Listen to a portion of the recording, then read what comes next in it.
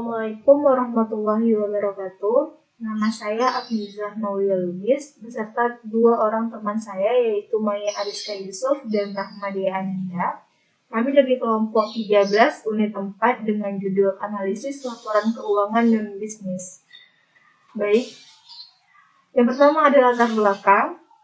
Analisis laporan keuangan adalah suatu proses penelitian laporan keuangan beserta unsur-unsurnya yang bertujuan untuk mengevaluasi dan memprediksi kondisi keuangan perusahaan atau badan usaha dan juga mengevaluasi hasil-hasil yang telah dicapai perusahaan atau badan usaha pada masa lalu dan sekarang. Lalu, analisis terhadap laporan keuangan suatu perusahaan pada dasarnya karena ingin mengetahui tingkat keuntungan dan tingkat risiko dan tingkat kesehatan suatu perusahaan. Analisis terhadap laporan keuangan suatu perusahaan pada dasarnya karena ingin mengetahui tingkat keuntungan dan tingkat risiko dan tingkat kesehatan suatu perusahaan. Analisis semacam ini mengharuskan seseorang analis untuk melakukan beberapa hal. Yang pertama ada menentukan dengan jelas tujuan analis, lalu ada memahami konsep-konsep dan prinsip-prinsip yang mendasari laporan keuangan dan rasio-rasio keuangan yang diturunkan dari laporan keuangan tersebut. Lalu ada memahami kondisi perekonomian dan kondisi bisnis lain pada umumnya yang berkaitan dengan perusahaan dan mempengaruhi usaha perusahaan. Selanjutnya ada definisi laporan keuangan. Ikatan Akuntan Indonesia pada tahun 2004 menyatakan bahwa laporan keuangan merupakan bagian dari proses pelaporan keuangan. Laporan keuangan yang lengkap biasanya meliputi neraca, laporan laba rugi, laporan perubahan posisi keuangan yang dapat disajikan dalam berbagai cara, misalnya sebagai laporan arus kas atau laporan arus dana. Catatan laporan lain serta materi penjelasan yang merupakan bagian integral dari laporan keuangan.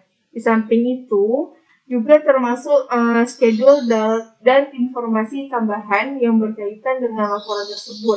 Misalnya informasi keuangan segmen industri dan geografis serta pengungkapan pengaruh perubahan harga.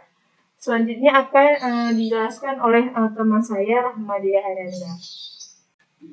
Baik, selanjutnya saya akan melanjutkan, yaitu yang pertama adalah laporan keuangan non bisnis.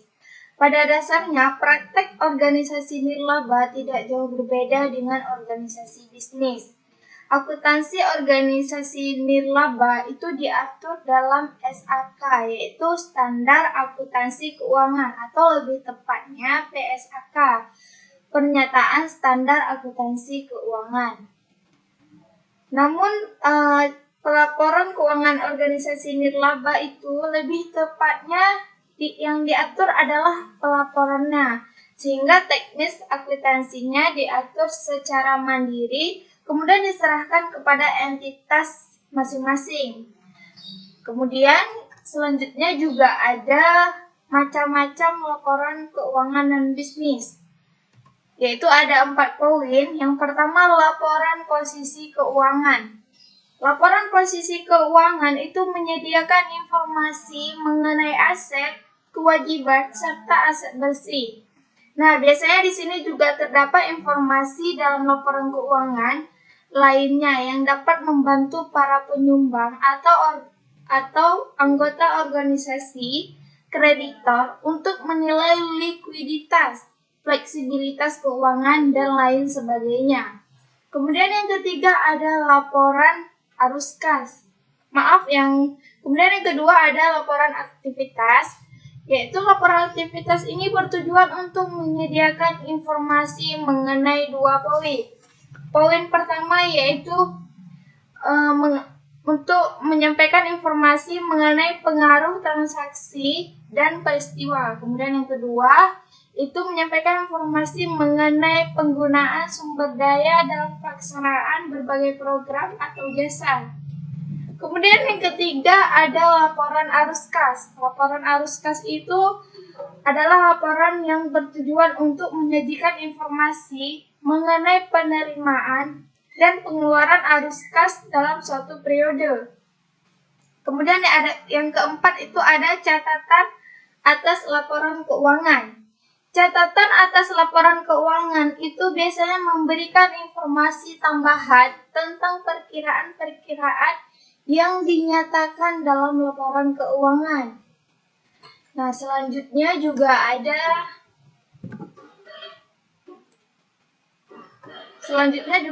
analisis rasio keuangan dan bisnis, yaitu nirlaba.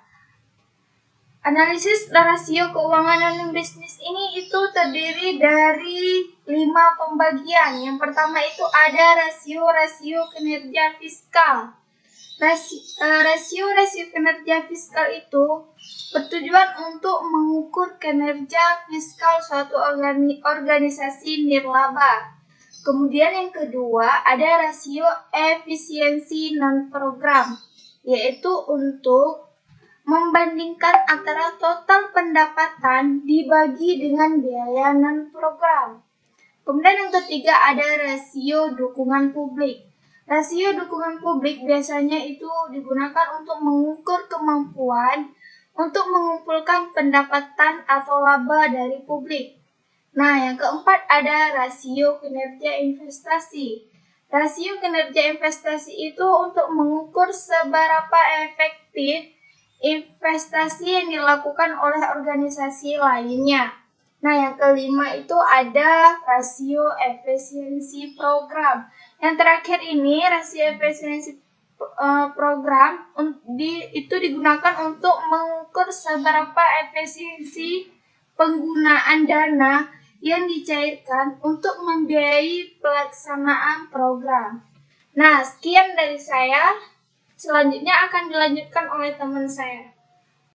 Baik, saya akan lanjut menjelaskan. Dalam analisis laporan keuangan dan bisnis terdapat kinerja keuangan. Nah, kinerja keuangan adalah penentuan ukuran tertentu yang dapat mengukur keberhasilan suatu organisasi dalam menghasilkan laba. Kinerja organisasi dapat diukur berdasarkan berbagai cara, baik dari segi finansial maupun dari segi non-finansial. Sebagai contoh, pengukuran kinerja organisasi dapat berupa kapasitas produksi, perluasan jangkauan pelayanan, produktivitas karyawan, aduan masyarakat, kepuasan konsumen, pendapatan, beban, dan banyak ukuran atau rasio yang dapat dipakai untuk mengukurnya. Dari segi finansial, kinerja organisasi dapat diukur berdasarkan tingkat pendapatan yang merupakan komponen penting yang ingin dicapai dalam tujuan organisasi. Pendapatan bagi suatu organisasi merupakan hal yang sangat penting, karena dengan pendapatan, operasi organisasi dapat berjalan serta diharapkan akan memperoleh laba untuk kelangsungan hidup serta pengembangan organisasi. Selanjutnya kesimpulan. Jadi kesimpulannya, laporan keuangan bisnis yaitu laporan digunakan untuk menyediakan informasi mengenai aset, kewajiban serta aset bersih dan informasi mengenai hubungan di antara unsur-unsur tersebut pada waktu tertentu. Informasi dalam laporan posisi keuangan yang digunakan bersama pengungkapan dan informasi dalam laporan keuangan lainnya dapat membantu para penyumbang, anggota organisasi, kreditor, dan pihak-pihak lain untuk menilai yang pertama, kemampuan organisasi untuk memberikan jasa secara berkelanjutan. Yang kedua, likuiditas, fleksibilitas keuangan, kemampuan untuk memenuhi kewajibannya, dan kebutuhan pendanaan eksternal. Analisis rasio digunakan untuk menguji apakah rasio-rasio tersebut relevan untuk digunakan dalam konteks Indonesia dan organisasi nirlaba yang bergerak di luar bidang pendidikan. Rasio-rasio itu yang pertama itu rasio kinerja fiskal, yang kedua rasio efisiensi aktivitas program, yang ketiga rasio dukungan publik, yang keempat rasio kinerja investasi, yang kelima rasio efisiensi program. Baik, ini adalah 3 pertanyaan yang telah kami siapkan. Dari materi yang telah kami paparkan tadi, apa persamaan dan perbedaan analisis laporan keuangan bisnis dengan analisis laporan keuangan? Yang kedua, untuk siapa hasil analisis laporan keuangan bisnis dan digunakan untuk apa? Yang ketiga, apa apa yang harus diperhatikan dalam analisis laporan keuangan bisnis. Baiklah, mungkin ini dapat saya sampaikan. Lebih kurang kami mohon maaf. Kami akhiri bila Wassalamualaikum warahmatullahi wabarakatuh.